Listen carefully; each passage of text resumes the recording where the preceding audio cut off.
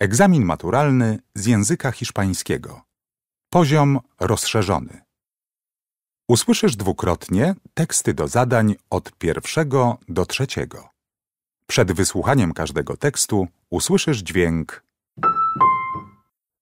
W nagraniu przewidziane są przerwy na zapoznanie się z poleceniami oraz treścią zadań, sygnalizowane dźwiękiem. Rozwiązuj poszczególne zadania w trakcie słuchania nagrań oraz w czasie przerw po ich wysłuchaniu. Zadanie pierwsze. Przeczytaj polecenie i zapoznaj się z treścią zadania do tekstu pierwszego.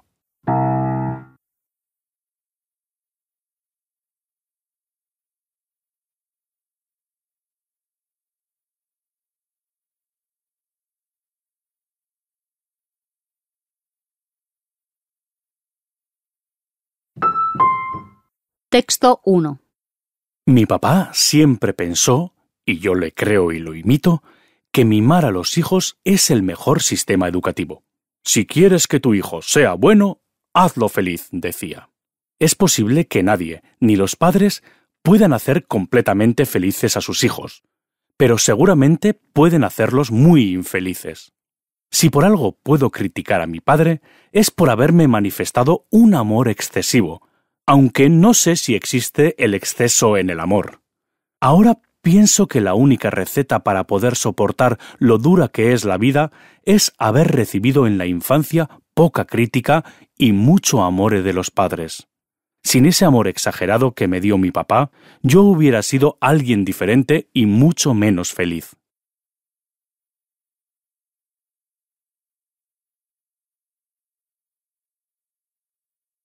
Wysłuchaj nagrania jeszcze raz.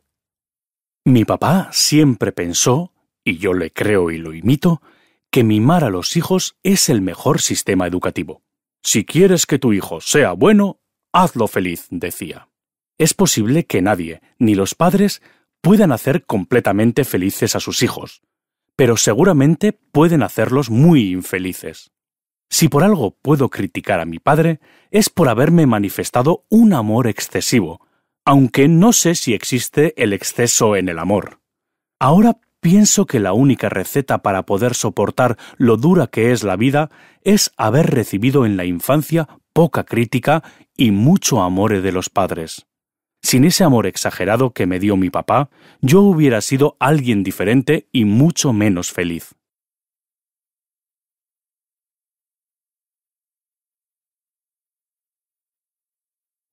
Zapoznaj się z treścią zadania do tekstu drugiego.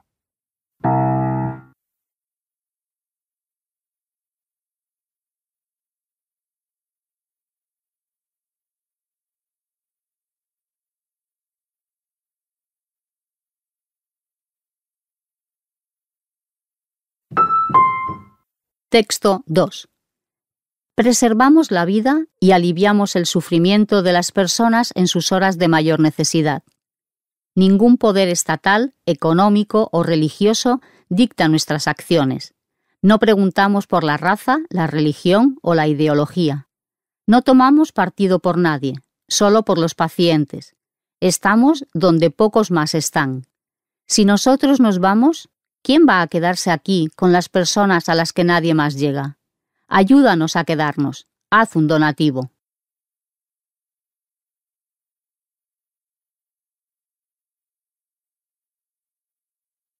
Wysłuchaj nagrania jeszcze raz. Preservamos la vida y aliviamos el sufrimiento de las personas en sus horas de mayor necesidad. Ningún poder estatal, económico o religioso dicta nuestras acciones. No preguntamos por la raza, la religión o la ideología. No tomamos partido por nadie, solo por los pacientes. Estamos donde pocos más están. Si nosotros nos vamos, ¿quién va a quedarse aquí con las personas a las que nadie más llega? Ayúdanos a quedarnos. Haz un donativo.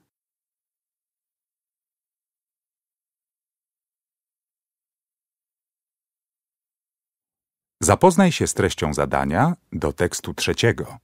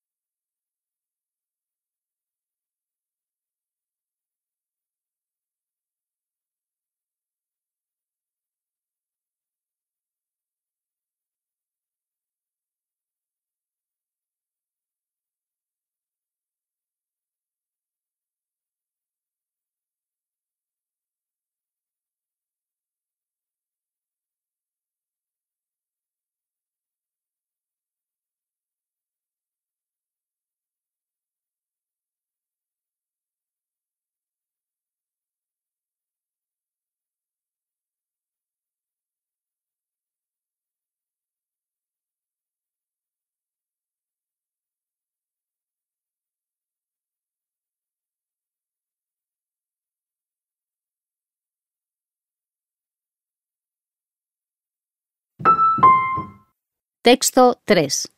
Hoy nuestra invitada es Miuccia Prada, una de las figuras más importantes del mundo de la moda.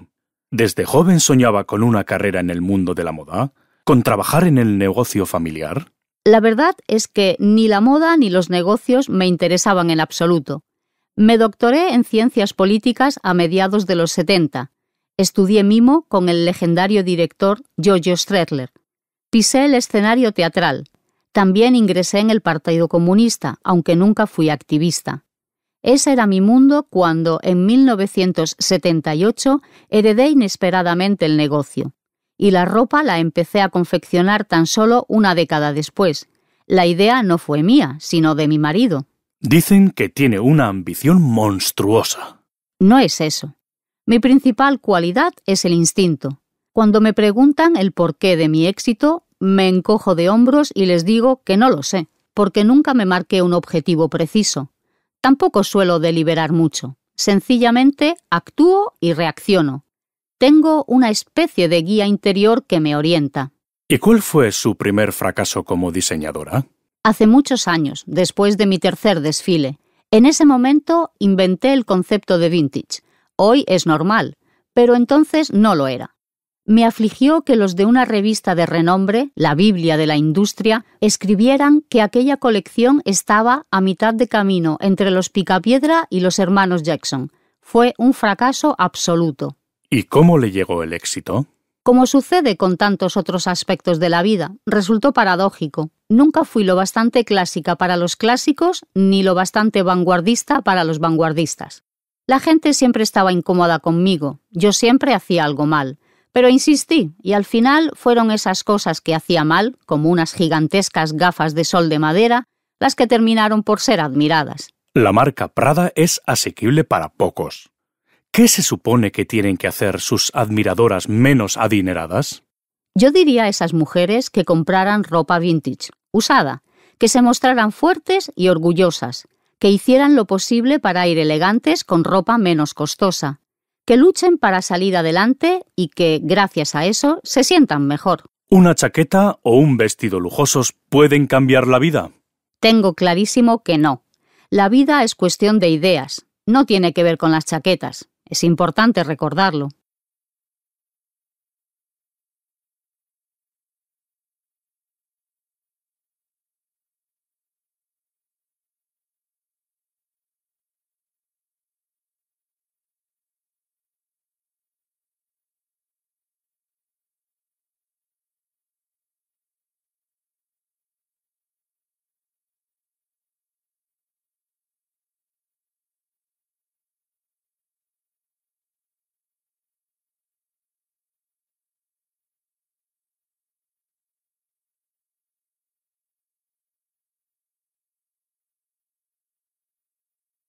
Wysłuchaj nagrania jeszcze raz. Hoy nuestra invitada es Miuccia Prada, una de las figuras más importantes del mundo de la moda. ¿Desde joven soñaba con una carrera en el mundo de la moda? ¿Con trabajar en el negocio familiar? La verdad es que ni la moda ni los negocios me interesaban en absoluto. Me doctoré en Ciencias Políticas a mediados de los 70. Estudié mimo con el legendario director Giorgio Strehler. Pisé el escenario teatral. También ingresé en el Partido Comunista, aunque nunca fui activista. Ese era mi mundo cuando, en 1978, heredé inesperadamente el negocio. Y la ropa la empecé a confeccionar tan solo una década después. La idea no fue mía, sino de mi marido. Dicen que tiene una ambición monstruosa. No es eso. Mi principal cualidad es el instinto. Cuando me preguntan el porqué de mi éxito, me encojo de hombros y les digo que no lo sé, porque nunca me marqué un objetivo preciso. Tampoco suelo deliberar mucho. Sencillamente actúo y reacciono. Tengo una especie de guía interior que me orienta.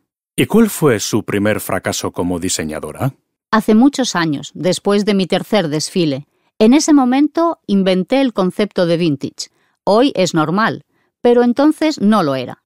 Me afligió que los de una revista de renombre, la Biblia de la industria, escribieran que aquella colección estaba a mitad de camino entre los Picapiedra y los hermanos Jackson. Fue un fracaso absoluto. ¿Y cómo le llegó el éxito? Como sucede con tantos otros aspectos de la vida, resultó paradójico. Nunca fui lo bastante clásica para los clásicos, ni lo bastante vanguardista para los vanguardistas. La gente siempre estaba incómoda conmigo, yo siempre hacía algo mal. Pero insistí, y al final fueron esas cosas que hacía mal, como unas gigantescas gafas de sol de madera, las que terminaron por ser admiradas. La marca Prada es asequible para pocos. ¿Qué se supone que tienen que hacer sus admiradoras menos adineradas? Yo diría a esas mujeres que compraran ropa vintage, usada, que se mostraran fuertes y orgullosas, que hicieran lo posible para ir elegantes con ropa menos costosa, que luchen para salir adelante y que, gracias a eso, se sientan mejor. ¿Una chaqueta o un vestido lujosos pueden cambiar la vida? Tengo clarísimo que no. La vida es cuestión de ideas, no tiene que ver con las chaquetas. Es importante recordarlo.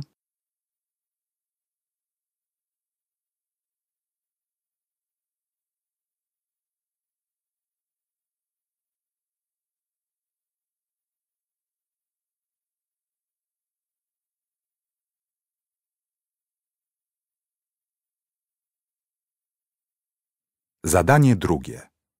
Przeczytaj polecenie i zapoznaj się z treścią zadania.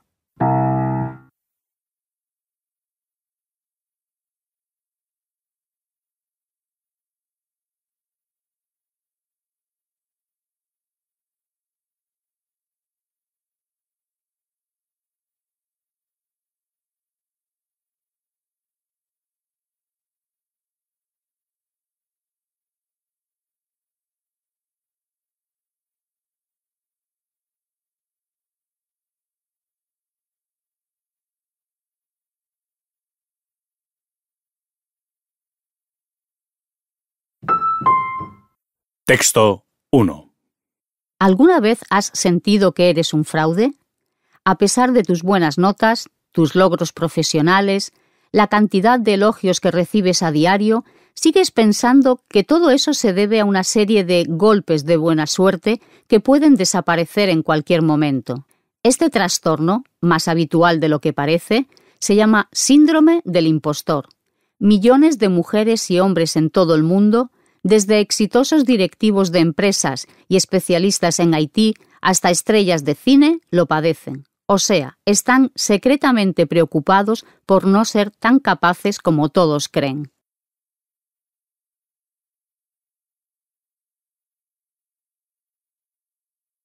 Texto 2.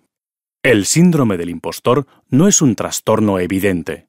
Incluso los especialistas a veces lo confunden con una excesiva modestia o con una autocrítica sana. Además, a las personas que lo padecen les cuesta admitir que es un trastorno y no una particularidad suya. Sin embargo, hay algunos síntomas que lo hacen inconfundible. La persona experimenta poca confianza en sí misma, tanto en el ámbito académico como en el laboral. No cree en sus habilidades, no las asocia con sus logros, que, en su opinión, no tienen ningún mérito. Le da miedo la sensación de estar engañando a los demás.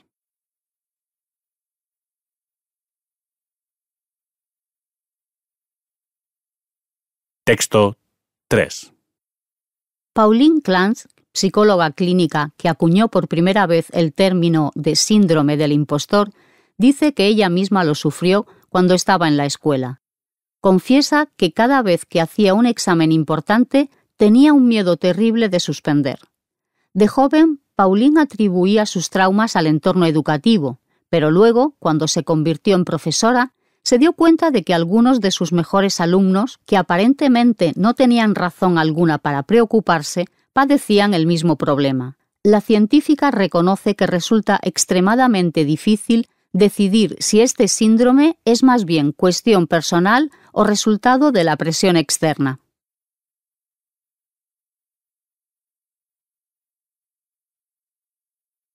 Texto 4. Lo más común es que el trastorno emocional llamado síndrome del impostor tenga su origen en la infancia, cuando una persona fue sometida a unas exigencias muy fuertes o a una educación demasiado restrictiva que le generaba fuertes sentimientos de culpa. En algunos casos, este trastorno emocional es temporal, cede con el tiempo y no deja huellas. En otros, se trata de una condición que va empeorando paulatinamente. Los afectados llegan incluso a paralizarse emocional y socialmente por miedo a que su supuesta identidad secreta sea revelada.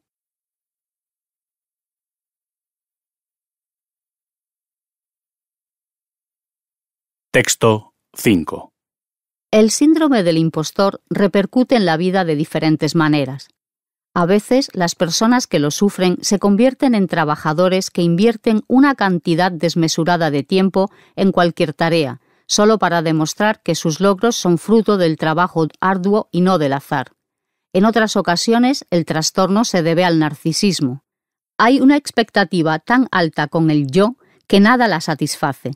Se lucha por objetivos elevados, esperando conseguirlos en términos perfectos. Y como esos jamás se logran, aparecen la angustia y la culpabilización. Quizás trabajar por ser un poco más humildes y aprender a reírnos un poco de nosotros mismos sea lo más adecuado.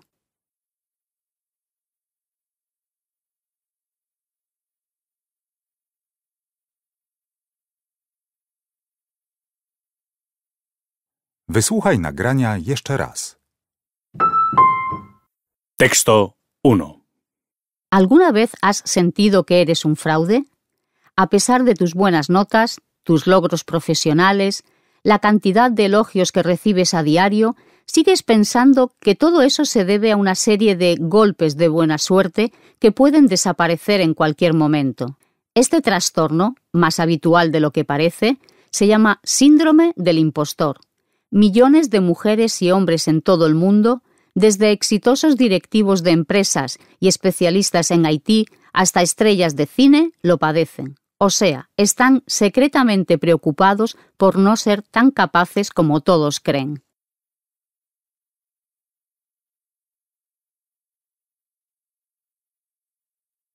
Texto 2. El síndrome del impostor no es un trastorno evidente. Incluso los especialistas a veces lo confunden con una excesiva modestia o con una autocrítica sana. Además, a las personas que lo padecen les cuesta admitir que es un trastorno y no una particularidad suya. Sin embargo, hay algunos síntomas que lo hacen inconfundible.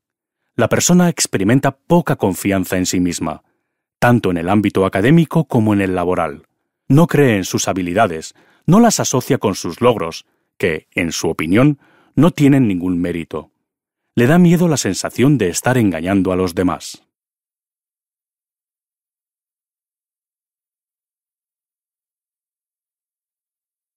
Texto 3. Pauline Clance, psicóloga clínica que acuñó por primera vez el término de síndrome del impostor, dice que ella misma lo sufrió cuando estaba en la escuela. Confiesa que cada vez que hacía un examen importante tenía un miedo terrible de suspender. De joven, Pauline atribuía sus traumas al entorno educativo, pero luego, cuando se convirtió en profesora, se dio cuenta de que algunos de sus mejores alumnos, que aparentemente no tenían razón alguna para preocuparse, padecían el mismo problema. La científica reconoce que resulta extremadamente difícil decidir si este síndrome es más bien cuestión personal o resultado de la presión externa.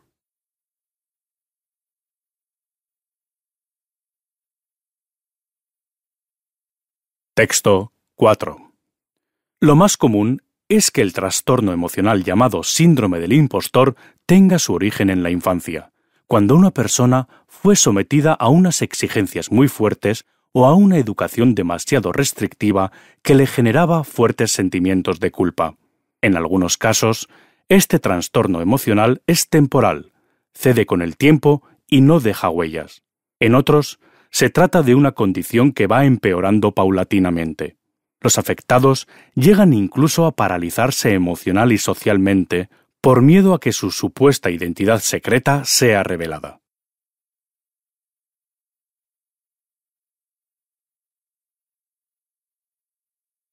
Texto 5. El síndrome del impostor repercute en la vida de diferentes maneras. A veces, las personas que lo sufren se convierten en trabajadores que invierten una cantidad desmesurada de tiempo en cualquier tarea, solo para demostrar que sus logros son fruto del trabajo arduo y no del azar. En otras ocasiones, el trastorno se debe al narcisismo.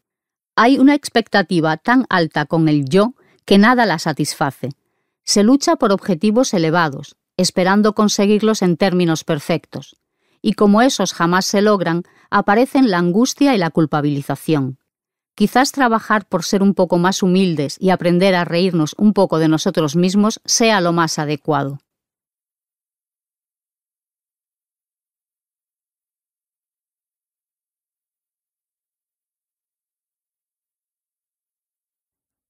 Zadanie trzecie. Przeczytaj polecenie i zapoznaj się z treścią zadania.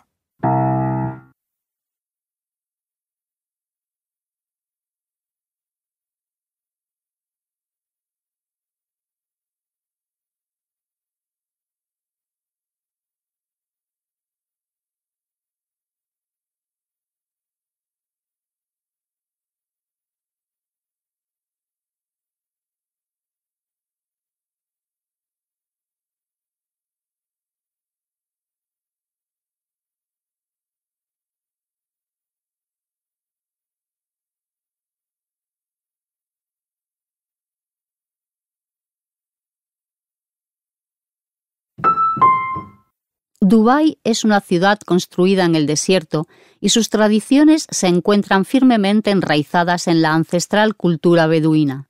El camello, u oveja del desierto, como es conocido allí, constituye todo un símbolo de esas tradiciones. Los emiratíes los utilizaban no solo como medio de transporte. Estos animales eran un miembro más de la familia y eran tratados como mascotas.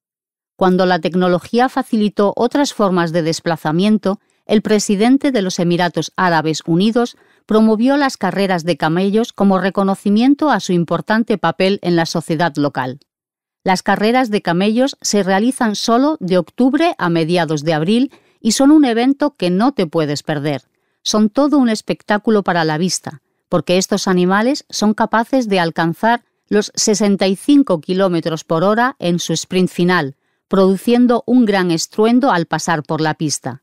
Lo más curioso es que, durante las carreras, quienes dirigen los pasos de los camellos no son jinetes humanos, sino unos robots de aluminio colocados en el lomo de los animales y guiados por los dueños de estos últimos. Desde sus coches, que siguen a los camellos paralelamente a la pista de carreras, les dan indicaciones mediante un dispositivo móvil, pero también gritan palabras de ánimo a sus animales para motivarlos en su difícil competición.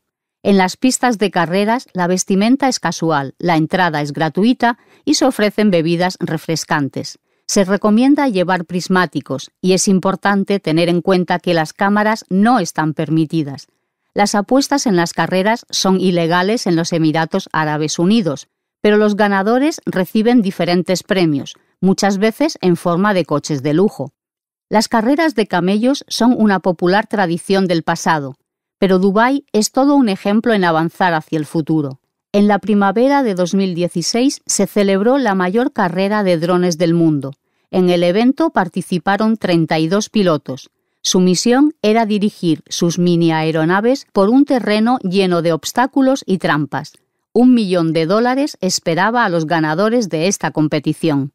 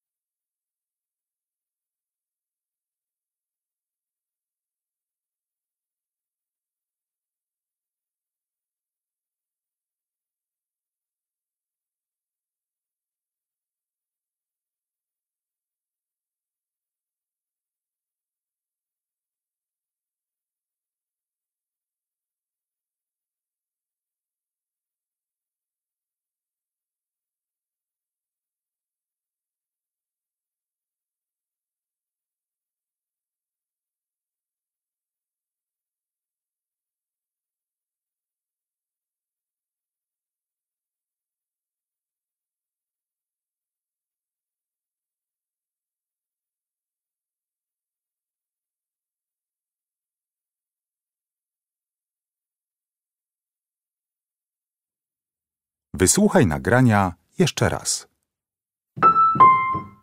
Dubái es una ciudad construida en el desierto y sus tradiciones se encuentran firmemente enraizadas en la ancestral cultura beduina. El camello, u oveja del desierto, como es conocido allí, constituye todo un símbolo de esas tradiciones. Los emiratíes los utilizaban no solo como medio de transporte. Estos animales eran un miembro más de la familia y eran tratados como mascotas. Cuando la tecnología facilitó otras formas de desplazamiento, el presidente de los Emiratos Árabes Unidos promovió las carreras de camellos como reconocimiento a su importante papel en la sociedad local.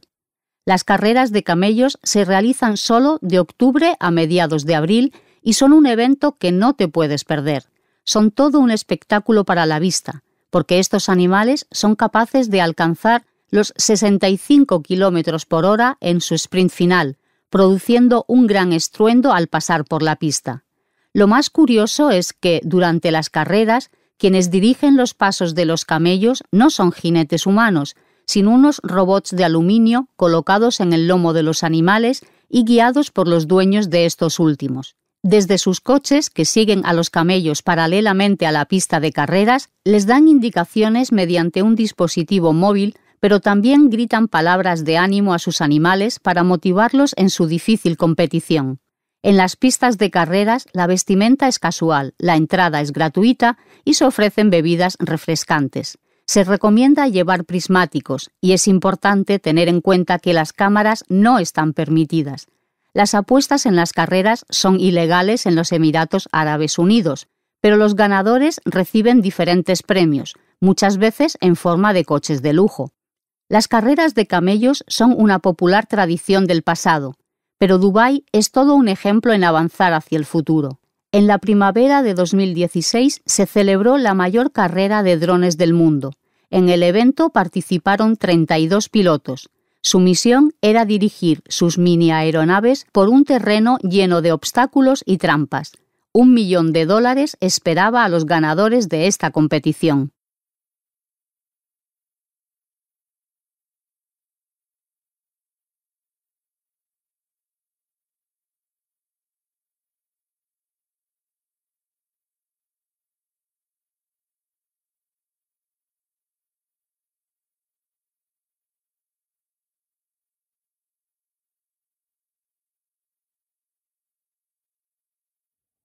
Czas przeznaczony na tę część egzaminu minął.